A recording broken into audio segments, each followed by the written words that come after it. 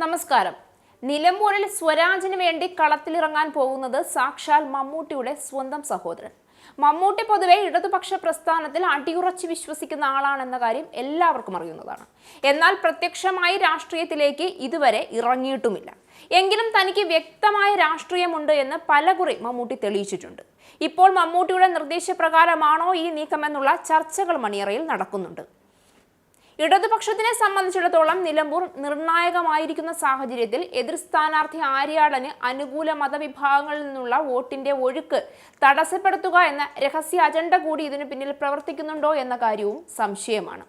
നിലമ്പൂർ ഉപതെരഞ്ഞെടുപ്പിൽ ഇടത് സ്ഥാനാർത്ഥി എം സ്വരാജിന് വേണ്ടി പ്രചരണത്തിൽ സജീവമായി ഇറങ്ങിയിരിക്കുകയാണ് മമ്മൂട്ടിയുടെ സഹോദരനും നടനുമായ ഇബ്രാഹിംകുട്ടി.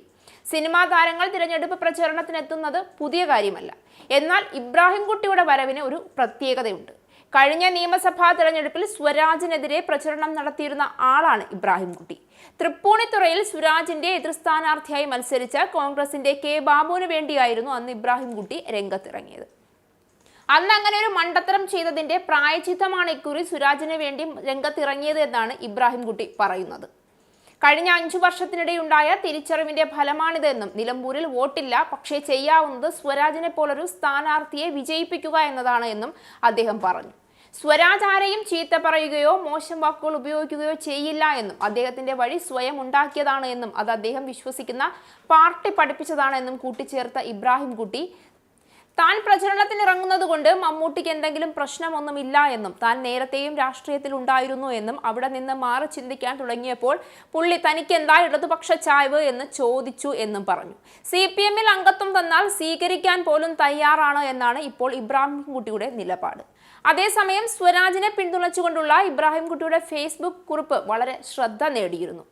10-30 വർഷം ഒരു പാർട്ടിയിൽ പ്രവർത്തിക്കുകയും അവിടെ നിന്നുകൊണ്ട് MLA-യും മന്ത്രിയുമൊക്കെ ആവുകയും ചെയ്യുന്നവർ കാലങ്ങൾക്ക് ശേഷം നിൽക്കുന്നിടം ശരിയല്ല, പുതിയ ഇടം തേടണമെന്ന് ചിന്തിച്ച് പുതിയ ഏതെങ്കിലും രാഷ്ട്രീയ പാർട്ടിയിലേക്ക് നിന്ന നിൽപ്പിൽ മറുകണ്ഠം ചാടുകയും കാലുമാറുകയും ചെയ്യുമ്പോൾ അത് ചർച്ച പോലും ആകാത്ത ഈ കാലത്ത് ഒരു പാർട്ടിയിലും മെമ്പർഷിപ്പ് ഇല്ലാത്ത ഒരു സാധാരണ വോട്ടർ അയാൾക്ക് കൊള്ളാമെന്ന് തോന്നുന്ന നിലപാടുകളെ പിന്തുണച്ചാൽ അത് മഹാപാതകമാകുന്നത് എങ്ങനെ?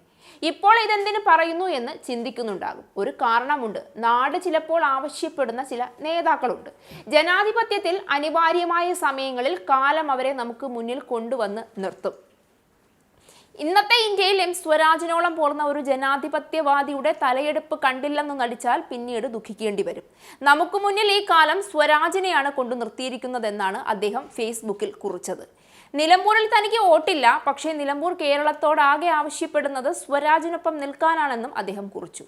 മനസ്സുകൊണ്ടെങ്കിലും ഇപ്പോഴല്ലെങ്കിൽ പിന്നെപ്പോഴാണ് അയാൾക്കൊപ്പം നിൽക്കേണ്ടത് എന്ന് ചോദിച്ച ഇബ്രാഹിംകുട്ടി അരക്ഷിത ബോധം പടർന്ന് പന്തലിച്ച നാളുകളിൽ രാജ്യത്തെ രാഷ്ട്രീയ കാലാവസ്ഥയിൽ സ്വരാജിന്റെ വാക്കുകൾ ഒരിക്കലെങ്കിലും നിങ്ങൾക്ക് കരുത്തായി പെയ്തിറങ്ങിയിട്ടുണ്ടാകാതിരിക്കില്ല എന്ന് ഉറപ്പിച്ചു പറഞ്ഞുകൊണ്ടാണ് തന്റെ ഫേസ്ബുക്ക് കുറിപ്പ് അവസാനിപ്പിച്ചത്.